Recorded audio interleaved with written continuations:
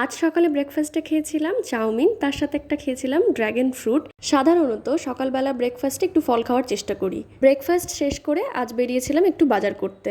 আজকে আমি একা নয়, আমার সাথে ছিল প্রতিমা বৌদি। উনি খুব ভালো এবং খুব হেল্পফুল একজন মানুষ। এটা হলো প্রতিমা বৌদির বাহন। এটাতে চড়েই আমরা দুজনে মিলে যাচ্ছিলাম বাজারের উদ্দেশ্যে। আমরা দুজন মেঘলা আকাশ দেখতে দেখতে পৌঁছে যাই বাজারে। বাজারে ঢুকেই দেখি সবজি এছাড়াও অনেক রকমের ফলের দোকান বসেছে। অনেক বড় একটা বাজার, এখানে অনেক রকমের দোকানপাট রয়েছে। আমরা দুজন চারিদিকে ঘুরে ফিরে দেখছিলাম কি নেওয়া যায়। এইসব দেখে এরপর আমরা চলে আসি মাছ বাজারে। এখানে এসে আমি একটুখানি চিংড়ি মাছ নিই। আসি এই মাছ দোকানটাতে, এখানে ইলিশ মাছ খুব ভালো পাওয়া যাচ্ছিল, এখান থেকে ইলিশ আর কাতলা মাছ নিই।